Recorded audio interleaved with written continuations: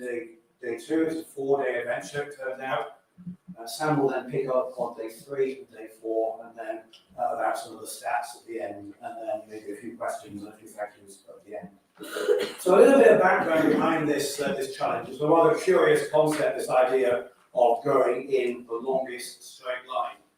So what happened, if you can read that, it says back in 2018, there was someone who I've never met, don't know them, called Roger Dalton, who posted to the Ordnance Survey asking the question, what do you think is the longest straight line you could walk in the UK, England, Wales and Scotland, without crossing a road, which he defined as a paved surface for vehicular use. He was apparently planning an expedition, but we've never heard of him since. So the Ordnance Survey picked up on this, and their response in here, they basically went into a lot of technical detail. They automated the process through technology in order to pick the longest straight line. And they came up with the longest straight line in the Cairngorms of 71.5 kilometres, just over 44 miles. They also put a little bit of caveat towards the end that said, whilst you have the right to roam in Scotland, it doesn't necessarily mean it's advisable to roam, and that will come back and haunt us later on. In fact, when you look at the route, it is quite a technical route that they picked. So this is the route that the Ordnance Survey came up with. And you're probably fairly familiar with this. We're looking at here on the top left-hand side, we're looking at the Spean Valley. You can see some Aviemore in here down to sort of Kinusey. And it's starting from down in here, which is basically close to the Dromocta summit on the A9. And it traverses 71.5 kilometres through the Cairngorms, through the heart of the Cairngorms, narrowly missing several locks along the way, which is probably quite fortunate, and finishes close to Carrbridge up in here. Now, you're probably ahead of me at this point and looking at those blue marks and thinking, what are they? Well, that's what the Ordnance Survey defined as a road. And many of you in this room are probably fairly familiar with this area and will realise that some of these are not a road, they're a track. For example, this one in here that defines where the route can go, goes really high up. Basically almost like a Corbett in there, close on 900 metres, certainly not advisable to take a car there, you're certainly going to get stuck. You need a pretty serious off-road vehicle for anyone who's been up into the right at the end of Glenfeshie in there. So that's the route that was set out as a challenge, and then along come two of our heroes in this story, Jenny Graham and Callum McLean. So going back now to 2021, August, they took on this route as defined by the Ordnance Survey. They didn't define it themselves, they just basically took on this challenge. And I think it would have been pretty tough. Just looking at where that route went, there was quite a lot of scrambles, there was no pass, an awful lot of bog, clearly an immense challenge to undertake. And they got some publicity about it, not surprisingly, the BBC, various newspapers picked up on it. But in the BBC, there was a little snippet that gave us a little bit of a clue about what's coming next. So Callum said at the end, he was shocked when he reached the finish, only to discover a road which was made of dirt and not concrete. He was expecting it to end at what we defined as a paved road in there. So what they did is they got out their maps and they plotted a continuation until it basically went in to the A939 close to Carrbridge on the left road. So they added about another 2 kilometres in there to the 71.5 kilometre trail in there. So well done to them. They certainly achieved an enormous expedition in there through some pretty harsh terrain. And because of the publicity for that, myself and a lot of other people looked at it and we thought, is that really the longest straight line not crossing a road? And we were concerned about their definition of a road to include all these hill tracks and so on. So we looked at a map, and this is the area that we're going to concentrate on tonight. For those of you who are not familiar with it, you can see Loch Ness, Loch Lochy on that top left-hand side. You can see the Spean Valley with the A9 in there, and you can see where we are in here. There's the community hall just off the map, Aviemore and Carrbridge. So when you look at that map, and you look at where the roads are, you'll notice down in the southwest, You've got the combination of the A82 and the A86, the road that goes up to Inverness, and then the road that comes over to this part of the world. And then obviously at the other side, you've got the main A9. There's also a few of the minor roads in here, and in particular, we're looking at this road in here that goes up Glenboy, and that does play quite a critical role in the story. We've also got the continuation of Station Road in Carrbridge. We've got the road up the Findhorn. So there's a few other minor roads to account for. And then looking at this and using mapping software and so on, we managed to plot a route in here that basically maximizes the distance taking into account those roads without crossing any of these public or paved roads. And it comes out, amazingly, to be quite a bit longer. It comes out to be about 78.9 kilometres. And we'll take what we can get in here. It's only a few kilometres longer, but it is longer in there. So looking at this shortly after the BBC published this, get this idea that basically would not go away after that. And I spent a lot of times adjusting this and sort of coming up with a possible plan, but just on paper. The nice thing about winter is you can pore over maps. When it's cold outside, you're looking at maps, planning your next adventure. Sam comes along, and I then say to Sam, Sam, I've got this great idea. Are you interested? So, to be fair, it was met with extreme enthusiasm. It's normally a great idea for my dad. However, when I looked into it, I didn't realise what I was getting into. So I thought, well, what's the point in doing this 4-day expedition if it's not going to be somewhat of a record? So I decided to see if anyone had done it before. And there was actually a blog back in 2023 from a guy called Alistair Ray, who had plotted the same exact route, similar to my dad, titling it The Longest Straight Line in Great Britain Without Crossing a Public Road. Now, they define public road a bit differently, which I will go into. But in short, he said he believes he's found a longer straight line road without crossing a public road, as identified by the Ordnance Survey back in 2019, or 2018, sorry. So this map shows what public roads are defined as in the blue, and then the purple overlay defines any other public kind of track, but not road, any dirt track, definitely not accessible by a general car. So it gives a good definition of what's classed as a public road and how Ordnance Survey may have defined the roads a bit differently. And at that point, the challenge was on. But again, as my dad said, we needed to consider where does the public road end in Glenroy, because it does come out quite far. And as we can see here, the kind of green plotted route is what we thought would be our straight line. And it comes really close to this public road in yellow here. However, it doesn't cross it at all until we get up to the lodge there. So my dad did a bit of a recce just to double check. And we did find just halfway along, there was a sign, nice and easy, by the estate saying, this is the end of the public road. Perfect sign for us. And indeed, it did not cross our line. So that meant the record was still on again, and it meant that we were closer to actually doing it. And does this kind of make too much difference? So when we were plotting lines, there was some that intersected a bit earlier on, or avoided the lodge completely, a bit separate to it. However, as you'll see in day one, in particular, it might have caused us some trouble if we adjusted the route any further. However, it did mean that we had to go through the Boy Lodge and these forests, which we'll come on to a bit later, indeed. And again, at Boy Lodge, we've got somewhat of a tennis court, I believe, and somewhat of a garden that caused us a bit of trouble indeed.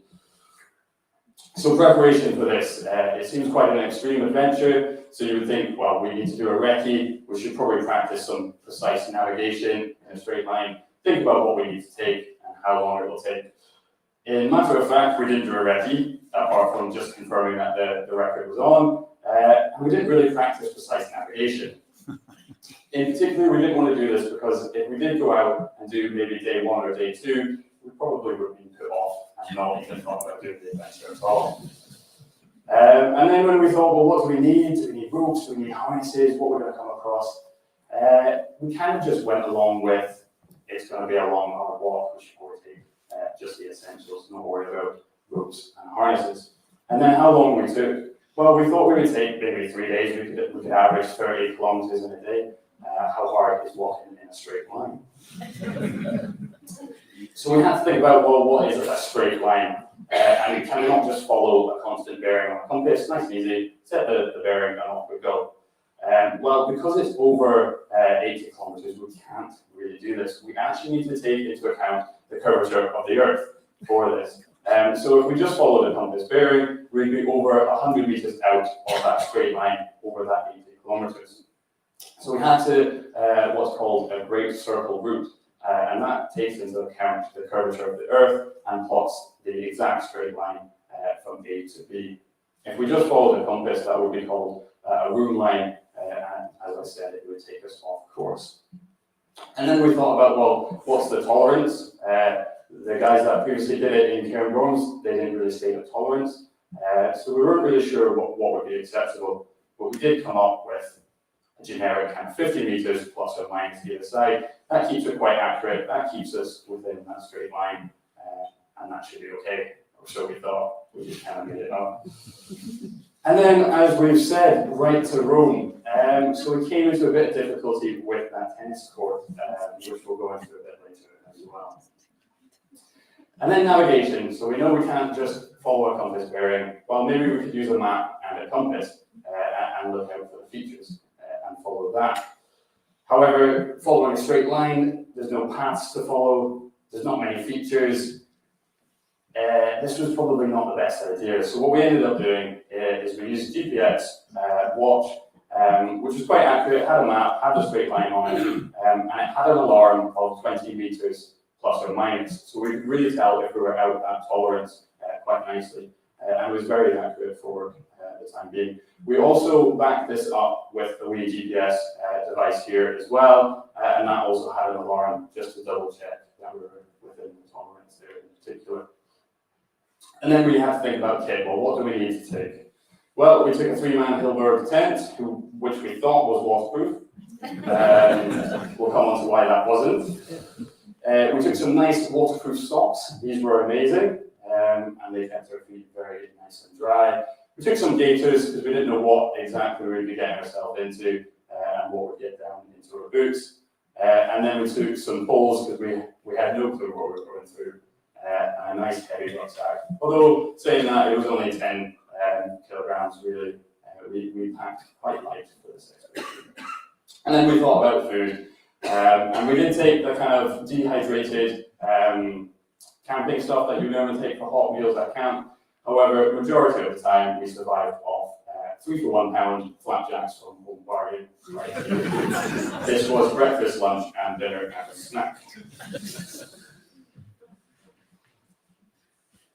Thank you very much. Those flapjacks are amazing. I still like them even now. 500 calories for 33 pence.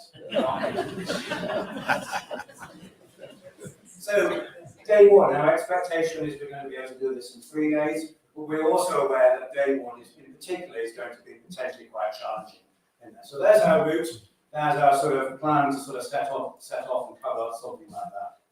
So this is where it starts. This is the A82, just north of Spean Bridge. And here, this is looking at zoomed in quite a bit on the 1 in 25,000. So it shows the fences that we got across, the walls, and so on. And you can see in here there's a nice, beautiful track just to the side of where we're going. It's 70 meters away from where we start in there. So it's out of bounds, unfortunately. So we're going to set off through some quite nasty terrain to start with. But quite nicely, look at this, isn't that beautiful? Just avoids the whole looking forest in there. So that's what the A82 looks like in there. You can see ourselves ready to go. I've got my compass in my hand. We did plan on start using a compass in there to get us going. In there. We should be accomplished navigators after all. So we're going to use a compass to start with. I'm wearing my glasses so I can see the compass, I can see the phone. I've got my watch. And here Samuel's got the GPX in there. See our gaiters are on. Sam's chosen wisely. He's gone for walking boots. In hindsight, I have made a poor life choice here. I've gone with trail shoes in here. If you think about it, trail shoes on a route with no trails is a rather stupid thing to do. And it is indeed a poor choice, as we find out quite early on. So that's our start, go across the fence, and immediately we're into some pretty horrible terrain. It's dusty, it's wet in there, it's boggy. There's quite a major stream after about 100 metres. There's a barbed wire fence in there. So in the space of 100 metres, my glasses have messed it up. I've managed to lose my mobile phone, it's fallen out of my pocket, and we've ditched the compass because it's too arduous to navigate through this type of terrain. So it basically suggests that the recce and the practice might actually have been a good idea in there. But hindsight is a wonderful thing. So go back, get flying to the mobile phone, put the compass away, and navigate, as Sam says, using the watch and the GPS device. And that works out quite well in there. The first hazard then that we come across is this area. Now, you might not know this area at all, not many people do, it's a pretty obscure area. We're up in sort of Glen Roy here, and we've got this corrie called Corrie dark corrie in there. You can see on the 25, pretty closely spaced lines. So we knew that this was going to be a bit of a challenge. In fact, because of where that road ends, it could have been far worse. It could have been further over, forcing us to outsail down these cliffs in here. But we're just thinking we can get through this. So what does it look like? It does indeed turn out to be quite horrible. Our route should come over these cliffs in here. But instead, we tenuously sort of navigate our way around and here. And you can see that we just come off course by about 40 metres. So we're just able to sneak through within our self-defined tolerance of 50 metres. But it's our first example of sort of consequential ground. We would not have wanted to fall 2 hours into the expedition and have to be rescued. It would not have been, it would have been quite embarrassing. Anyway, so we negotiate that quite well, and then we get onto this area. So this is Glen Roy. I'm going to talk a little bit about Glen Roy in a minute. But you can see closely spaced contours in here. You can see some cliffs down in here, some cliffs in here. Haven't done a recce, we haven't looked at this in advance. I'm not really sure what we're going to find. So that first set of cliffs in here, that's what it looks like. It's pretty rough, it's pretty loose, and our route basically takes us up this slope in here and onto this. We can't go around because it would be more than 50 metres in there. So it's slow going. We're making painfully slow progress in here. For those of you who are sort of running, sort of expecting to be able to do maybe 5 or 6 minutes per kilometre in there, we never get anywhere close to that in there on this particular stretch. We're sometimes covering 1 kilometre an hour, which is incredibly slow going in there. However, we are making progress.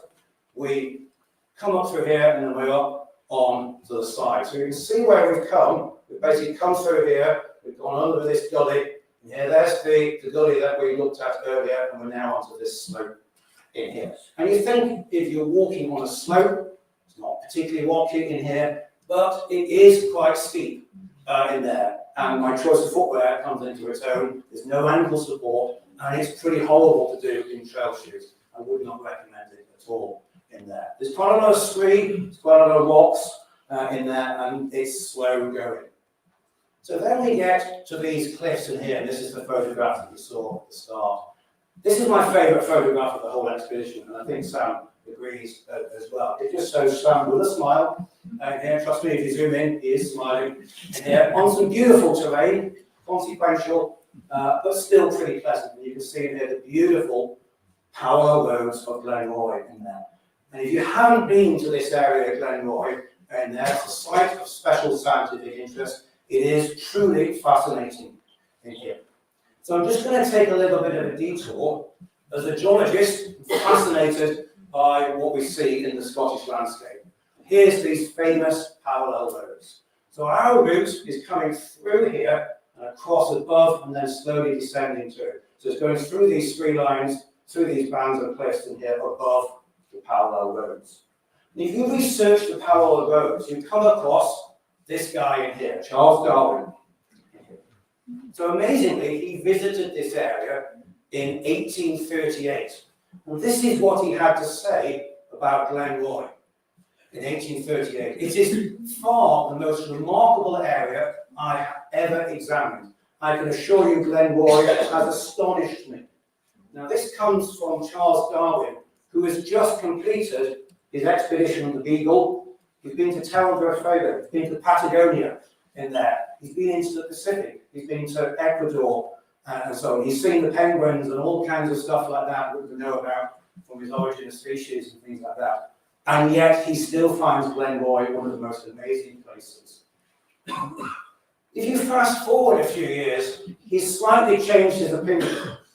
So in 1862, he says something a little bit different. Now and forevermore, I give up and abominate Glenroy and all its belongings. How many have blundered over those horrid shells? So he's changed his tune quite considerably, yes. And you have to ask why in that. So in 1838, he was convinced the parallel roads were beaches, and they were beaches of a marine nature. He was convinced that the sea level in Scotland was much higher in there in the geological past, and this was evidence.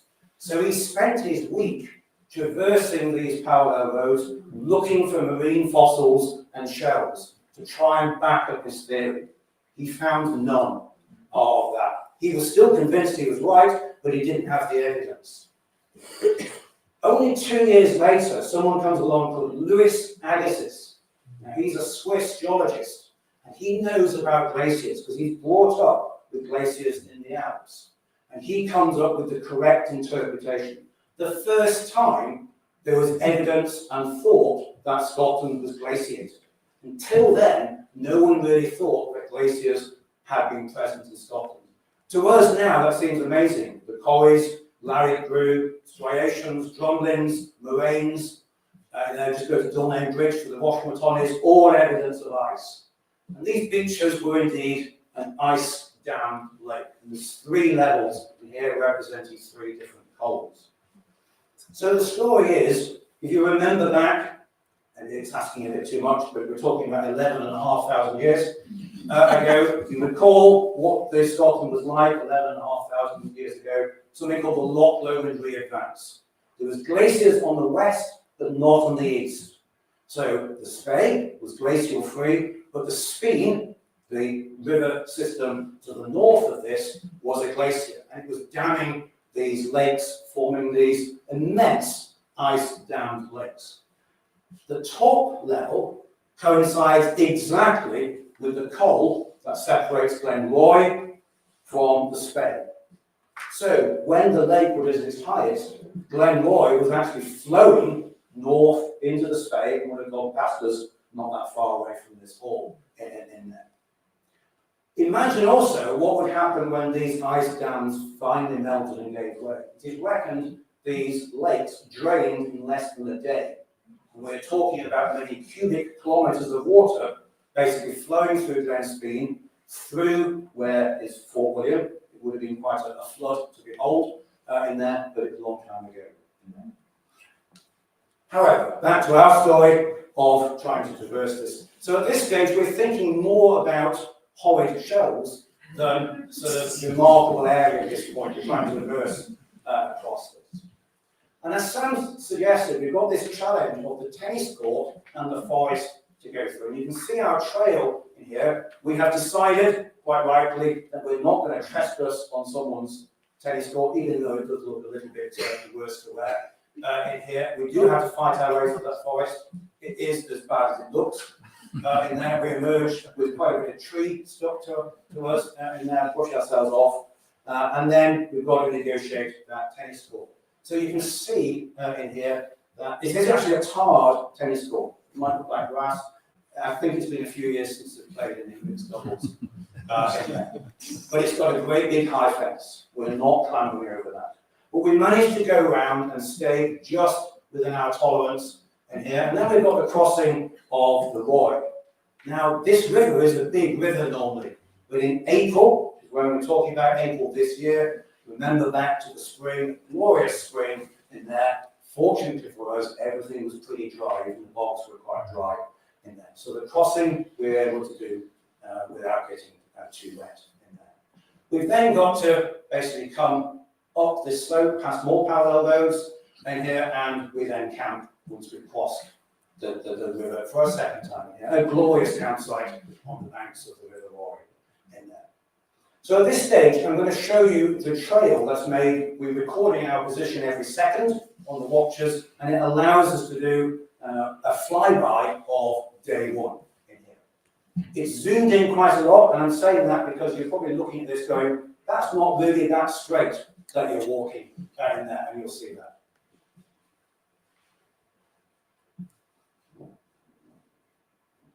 So there's our start on the 82, just narrow avoiding the trees, and then off onto this fairly easy-going slopes. And in here, no great hardship there. You can see perhaps coming up that gully that we showed you the photographs of. You can see how slow we're going, however, it's not exactly very fast. Looks lovely. Satellite imagery is amazing, isn't it? Yes, taken on a summer's day. You can see the parallel roads, even from satellite. There's that gully. And there is the second gully coming up.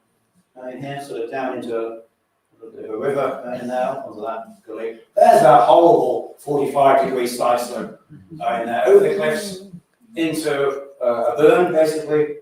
And there, and you can see Braewoy Lodge coming up in there with its woodland. So it gets a little bit easier as we're descending in there. And as Sam said before, we're just narrowly avoiding the road that you can see just to the right. Through the forests, and then around the tennis court, and then over the river, up the slopes again. Narrowly avoiding this forest, it's just almost could be planned like that. And then we're in our campsite. So that's day one. How far have we gone? 17 kilometres. How long has it taken? 10 hours in there. That is horrendously slow in there. As people used to running through the hills in there, it's a bit of an embarrassment, isn't it, to be going so slow. So as Sam said, we were expecting 30 kilometres per day. So we're a little bit frustrated by our lack of progress, but the terrain probably explains why it's so slow in there. We're expecting things to get easier, and we do indeed find that day two is a little bit easier in there. So now we're into the swing of things. And now we've still got some interesting features to negotiate in here, but hopefully not as many in the way of the big cliffs in here. So what have we got coming up in here? That's where we're starting. That's essentially where we're finishing. We've got the upper Spey, we've got Coyett Pass in here, and we've got this hill in here, which I'm going to mention in a minute. We've looked at the maps quite a lot through the winter to look at where the hazards may be, but it's so remote that we didn't do a reckon here. We were worried about this forest.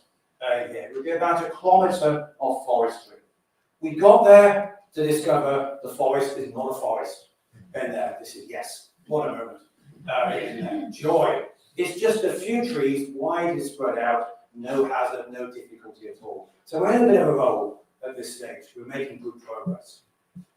We then come down, you can see in here, this is Coyett Pass, the old military road between the upper Spey all the way through to Fort Augustus. Got a great big pylon through it now, but it's still quite a special place. And then we've got this hill in here called Garvan. Any of you are familiar with place names in there? What does that mean? Rough. It means rough, that's right. So we're expecting it to be rough in there. Place names and a little bit of knowledge about them can be quite useful. But more importantly, it is a Corbett in there. And I'm on a roll to try and complete my Corbett's. I don't have many to go, but this was one that I had to do. And just by pure chance, because we have no choice in the straight line, it goes right over the summit. Okay, what a delight in there. And it's quite remote, so it would be quite a trip to do on its own. In there. And indeed, it does look fairly rough in there, but not really by sort of West Coast standards. It's more sort of rough by sort of Cairngorms standards. So no great difficulty, although there is a bit of scrambling, a bit of loose sort of descent in here. But again, not too much difficulty involved. Then we get into this area here. Now, if you look at that, would anyone recognise where that is in there? Not really, probably. If you've been there, you've probably a small handful of people. There are some fences, and there, so clearly people have been, but it's pretty wild and remote. People do not get up in here. You can see some turbines up to the north, and Sam will talk about these tomorrow. Now, those of you familiar with mapping are probably looking at this and looking at the wiggly lines. And those strike fear into the heart of any navigator. Because wiggly lines on a 25,000 map mean one thing. It means peat hags in there. So we knew what was coming in there, and this is indeed what we find. So here's a peat bog that's more than 100 metres wide. We can't go around it, we have to go through it. But because it's been such a dry spring, you can see our footprints, we're not sinking up to our waists, which is what it would be now. So it's not that difficult at all. It's quite actually delightful to walk on this. There's obviously been a herd of deer that's gone through this at some stage fairly recently as well. We do then get into some peat hag terrain, and this is a bit tedious. And then the rain comes down for the next sort of 5 or 6 hours. It does get a bit miserable. There are no photographs of that bit, and no photographs of the tent. The tent that Sam alluded to, it's a Hillboat tent, it's a decent tent in there, but it is 25 years old. So it's done pretty well. And it is sort of waterproof, as long as it doesn't rain much. So it's not too bad, but we do get a bit down. And we do get cold. It's high up, where it's about camping at about 800 metres. And the same for the next day as well. So this is the day 2 on the GPX, and here showing you that route.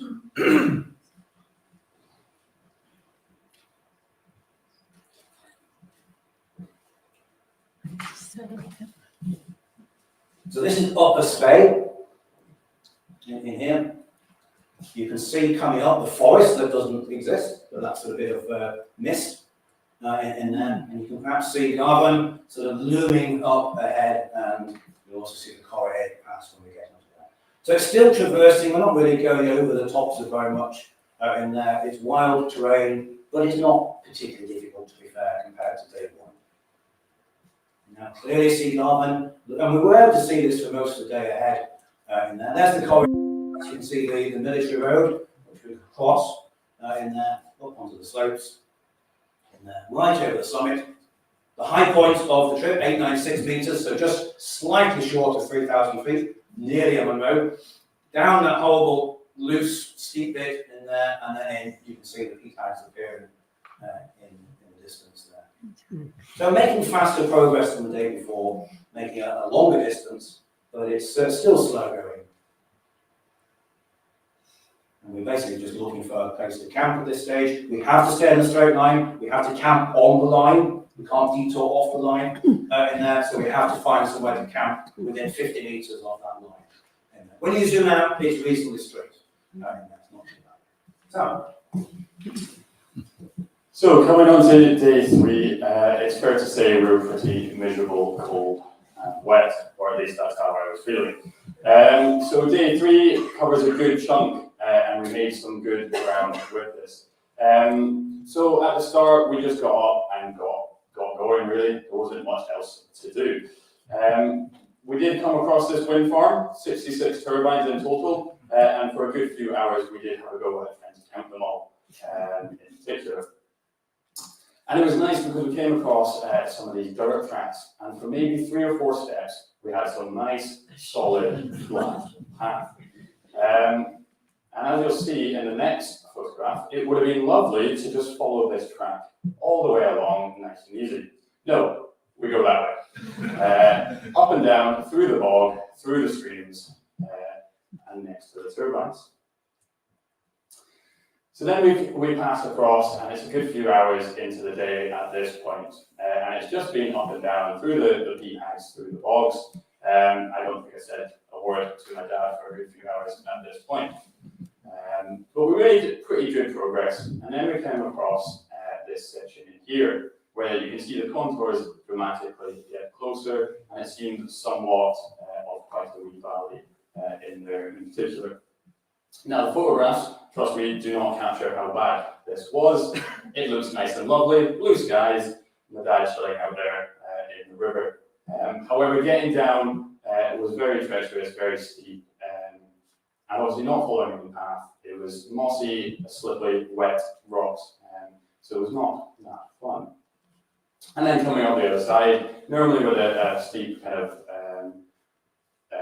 going upwards, you would kind of traverse your way along. However, we just had to go up and straight, really.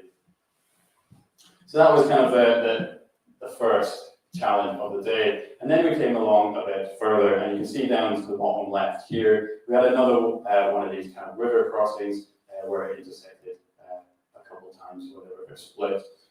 However, that wasn't as bad as the previous one, and it was quite a nice wee place for a snack.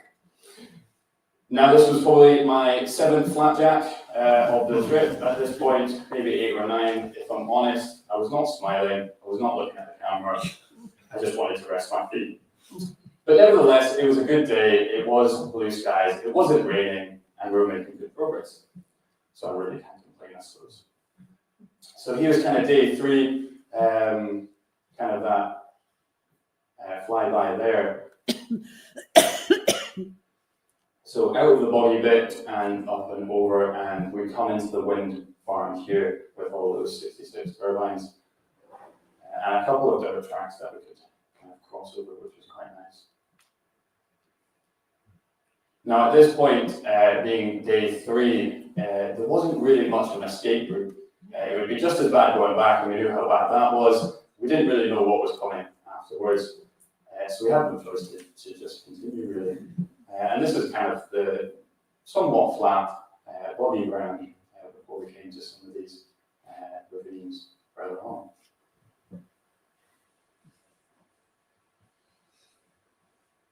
Now again, if we're thinking about pace at this point, we are getting down to those kind of 15-minute per kilometres, which was probably the fastest that we were travelling at this point. It was quite nice to get a bit of pace and a bit of distance under our feet. And then we came along to the first challenge, as I previously mentioned. Now this probably shows it a bit better in terms of how steep it was down into the ravine there, into the river, and then straight back up the other side.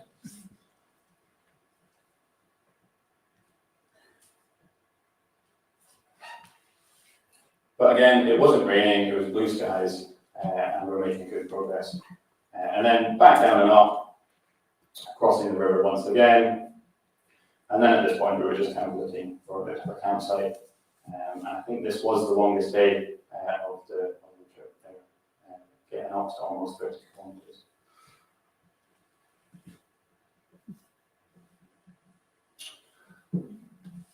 So quite a nice straight line again there. Now day 4, we had almost made it. It was the last day to go. And to be fair, woke up in a bit of a better mood. It was not raining. We did not have any puddles in the tent. So we just got going. Again, it wasn't too much of a challenge, this kind of area here.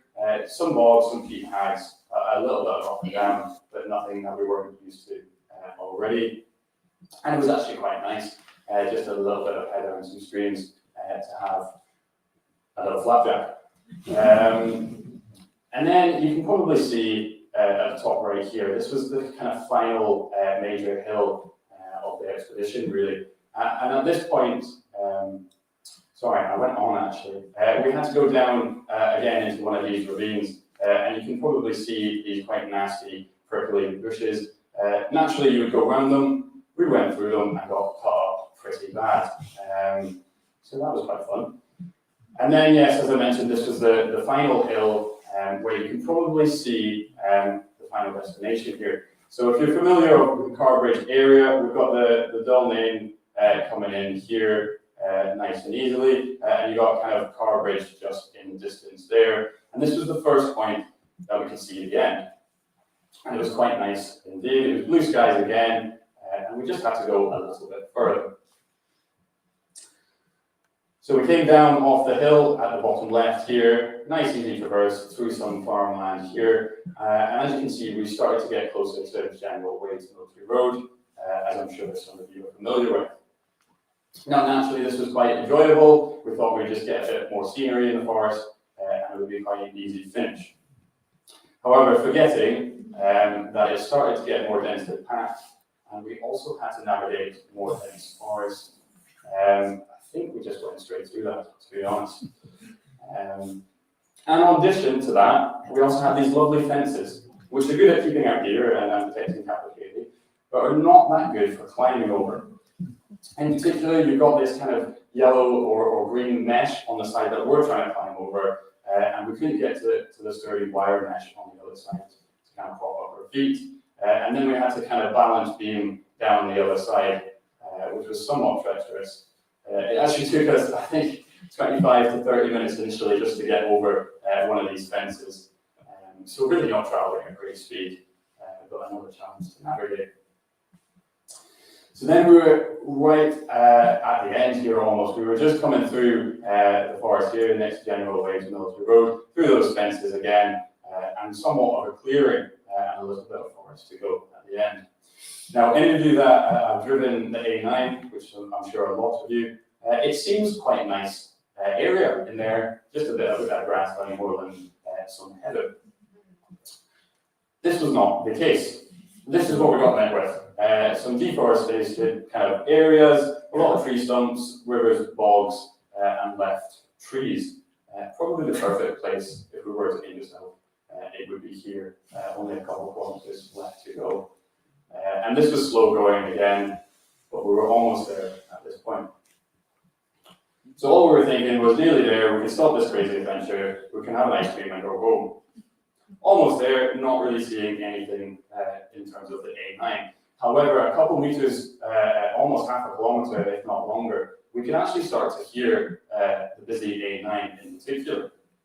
Now, thinking about we've been in the wilderness, not seeing a single soul, just me and my dad for 3 days or 3.5 days. It was quite the experience to start hearing cars again. And it wasn't that nice, if I'm honest. We could start to see the A9 just there, just towards the end of day 4. And again, it got louder, it got busier, and we started to see a fair bit of litter. So it was not nice coming from that kind of isolation, that peacefulness, that quietness, to a busy, littered area, unfortunately. But again, we were almost there, and this was kind of the end point of day 4. Lovely to sit down right next to the A9, in all fairness. These photos, again, were actually taken at a later date. I think we just wanted to be finished with it. We didn't take much photos at all, but this is indeed the end point, and we did scramble down towards and got met with a couple of lorries going by. So eventually we were there, and this was the finish point. As I previously mentioned, not that glorious, but we were done. So we look at kind of day 4 of the GPX route again.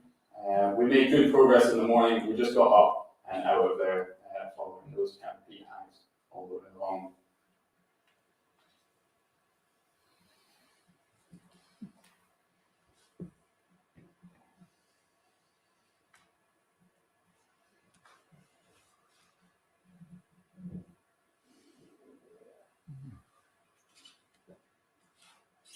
Now again, making good progress, we were pretty much fueled on finishing this expedition, just wanting to get it done with. We came down into this kind of ravine with those bushes, but still was pretty high spirits at that point. And then eventually, as we came to the top of this final hill, seeing that end point was indeed quite joyous.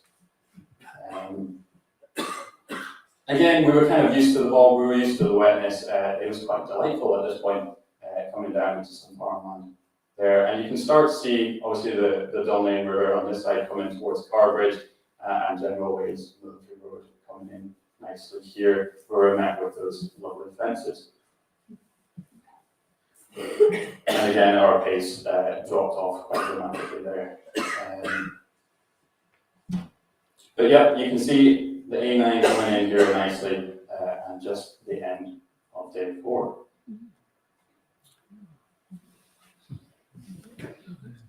So in total, we went from the A82 to the A9, which seems quite simple. However, obviously we did it in a straight line.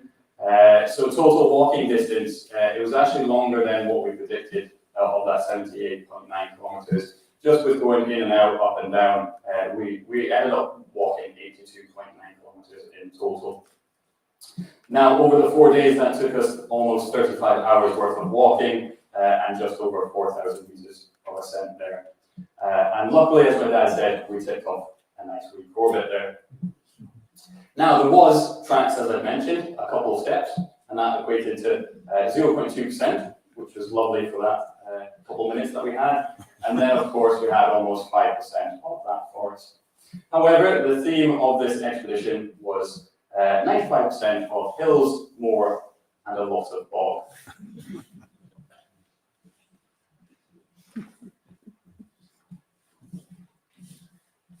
Thank you very much, Sam. So we're left with this quote in here. Sam, I've got this great idea. Are you interested? So, having been flushed with completed that, at least, we get to think, and maybe you've got some ideas. What could we do next? Could we do the longest circle? Could we do the longest equilateral triangle? And then we think, what else could we do? Could we do something on a kayak? So we think, well, what about the longest straight line in the world? We're getting ambitious now. Could we kayak? And there is indeed someone who's looked at this route in here. I don't know how long you think this is going to be in here, but it's actually quite long in here. So that's where it goes in there. It starts in Pakistan in here. It goes down to Madagascar through the Drake Passage, which is probably not that straightforward. Basically traverses the whole of the Pacific and ends up in Kamchatka. Now you're looking at this and you're thinking, that's not really a straight line, that's a wiggly line, isn't it? In there. But remember what Sam says, if you follow a great circle, the shortest distance between 2 points on a projection like this looks a curve. But if you project it in a different way, you do get a sense of what a straight line really looks like in there. The distance would be now standard, basically 20,000 miles in there, and you do not touch land, so there's no respite on a kayak. Realistically, I don't think anyone's going to do this anytime soon. Certainly not us. So we back away from that challenge. But that's what it looks like in there if you project it. And it is indeed a straight line if you project it properly. Just like we were doing. Our correction was only 100 meters in 80 kilometers in here. We'll see how it's important on a bigger scale in there. And you want to go back again. So, thank you very much. So, a couple of thank yous. So, Helen, sitting in the second row, she was instrumental in this. She's put up with me doing a variety of expeditions and adventures over the years, a few with me as well. She took us to the start, and then, very cleverly, she then advised us, as we were going there, she said, oh, by the way, I'm on night shift tonight, so you can't get picked up if you give up on day one. So that was actually psychologically quite important, because we were pretty disappointed after the slow progress on day one. But also thank you to Jenny Graham and Callum McLean. Remember, they set the standard in there, and they still hold the record for sure of the longest straight line, not crossing any tracks in there. So nothing that we've said tonight should take away from their immense achievement that they did. And they were the first people to come up with this concept. So thank you very much to them. And clearly also, if the Ordnance Survey had defined a road as perhaps we would define a road, then they would have done what we have done, and we wouldn't have had a chance to do. So I'm thanking the Ordnance Survey as well for basically getting the definition a little bit wrong. Yeah. So thank you very much for your time this evening. We're happy to take any questions. Yeah.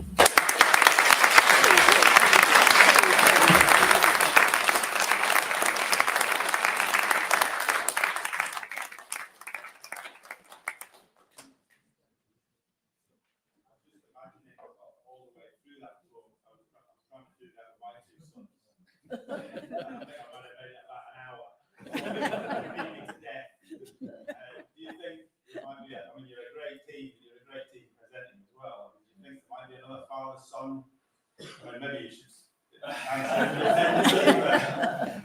No, I'd love to go on another adventure with my dad. I don't know if I'll be walking in a straight line anytime soon. But who knows? Maybe I'll look back and give it another go. But yeah, still want to go on adventures. Anybody got any questions for? Are you aware of any repeats? We were quite worried that, particularly when Sam saw that blog and it was out there in the public domain, we were worried that someone would beat us to it. In there. It is possible that someone did beat us to it and just basically didn't publicise it. In there. I think we would have probably heard in the grapevine, and then it would have been publicised, I would imagine. So we're not aware, but we can't prove that no one has done it already, because the route was out there. we come across it, but another party had independently come across it. So I don't think anyone's repeated it. It was only this year, April this year, so probably not through the winter. But you never know. If you want to do it, you're welcome to do it. Personally, I wouldn't recommend it.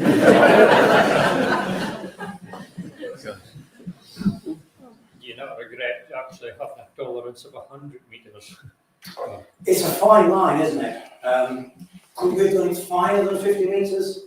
I think we would have needed ropes, realistically, on that first gully. In there, it's pretty consequential. And even that sort of second bit in there, we might have had to do an afsail or two. And that would have put the level up quite a bit. Having to carry ropes and harnesses and so on something like that would have been quite tedious.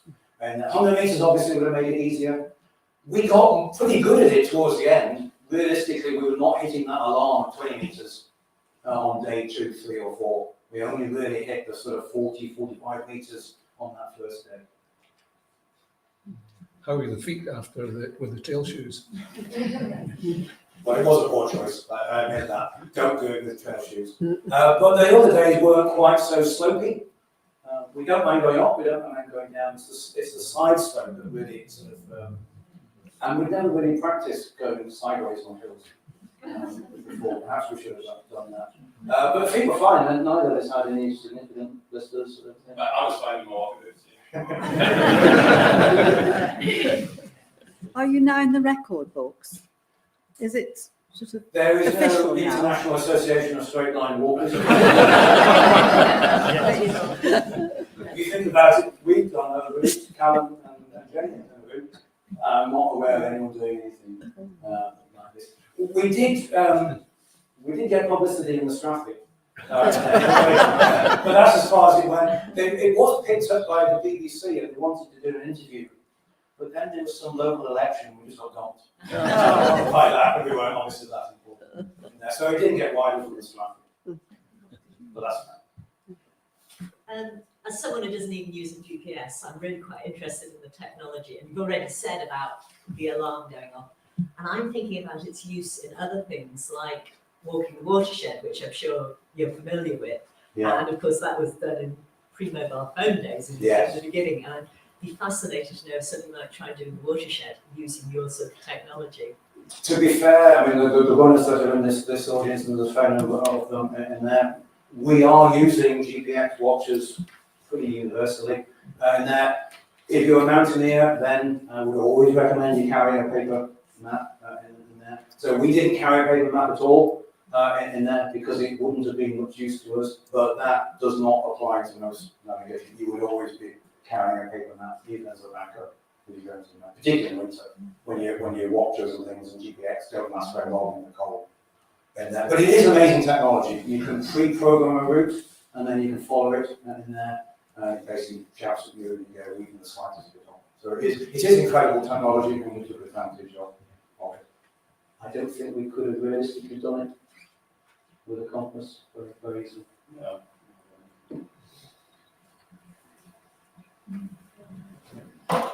Rather trivial question, but in the very first slide you showed when you were leaving at A82, in the foreground was a pair of gloves on the ground. Yeah. Was them behind, or were they somebody else's? Not ours. It does demonstrate, does it not, that if you stop on the A9, The slide before that. Yeah.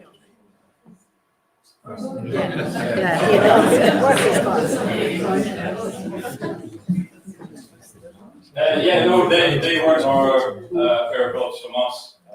However, as Pat mentioned, he did lose his phone pretty early on, so I wouldn't be surprised if we accidentally did lose. I must admit, I picked up the gloves and put them in the bin. No, they were workers.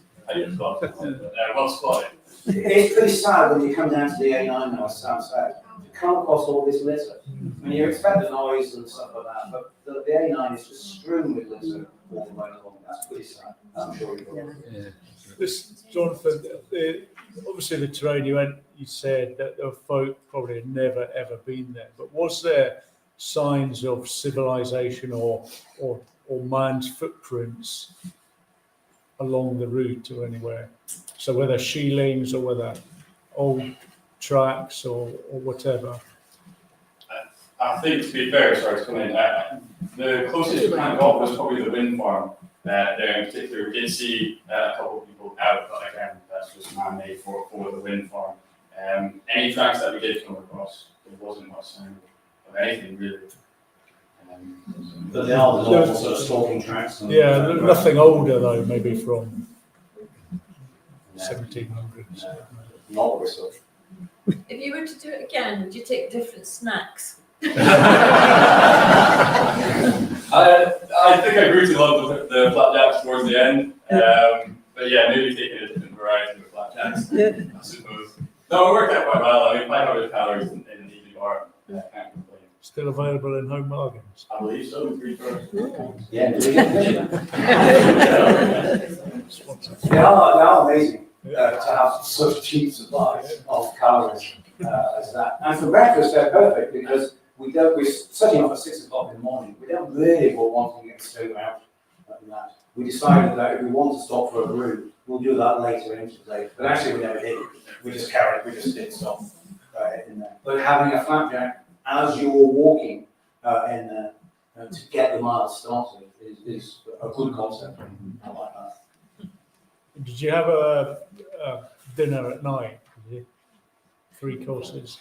Well, again, thanks to Helen had sort of already worked out that we were going to be hot and thirsty, so arrived at lay-by 146 in there with a supply of cold drinks in there, and then we stopped off in Carrbridge for ice cream.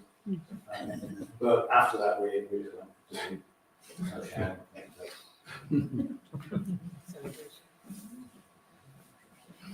But on the nights 1, 2, and 3 when you were camping, did you have a hot meal or was it just flapjacks? Yeah, we did have the dehydrated stuff. So to be fair, we did have a full meal and dessert of flapjacks. So. And hot chocolate. Yeah. As soon as you get into camp, get your tent up, get a brew, and the usual stuff. What is next? Well, knowing you, Jonathan, there's always something. so you're probably familiar with this from something I did last year. It needs to be redone. So I'll put it up in here. So the runners will be familiar with this in here. Do you remember this? This was exactly a year ago. So this is doing all the roads in Aviemore in there. So it's going to make you a little bit dizzy in here. So 1 November day, deciding that all the roads in Aviemore need doing in one day. This was actually done without GPS. This was done with a paper map and then a colouring pencil to mark the bits that I've done in there. However, there's some new roads. There's a few new developments in there, and there's a few little bits of a car park that I haven't done. And I don't know the roads but yeah, it needs to be redone. There's also a couple of kayak trips planned for next year as well.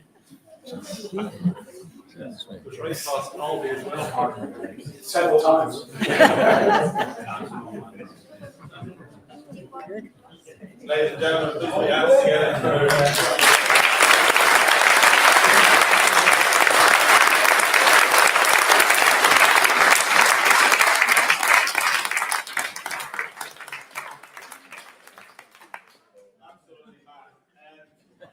Just to flag up our talk in 2 weeks' time, which will be the last before the Christmas break.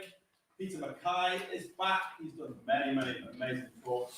He's a Boat of Garten talk regular. On this occasion, he'll be talking about Dame Lucy of Kinrara, who has many connections to being one of the richest ladies in the world, connected with Everest, connected with World War II, lots and lots of amazing links that he's going to introduce us to. If that's not temptation enough, then there'll also be some of the Caroline Bashford's mulled wine available. So, if that doesn't do it for you, then I don't want that. So until then, like I say, if you want to sign the mailing list on the way out, or if you want to help put away chairs or anything like that, would be most grateful. But thank you again for your brilliant talk, and see you in the future.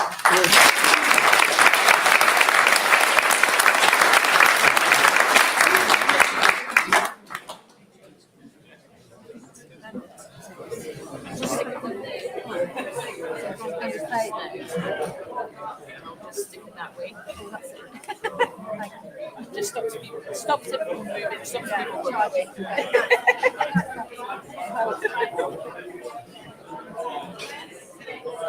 Any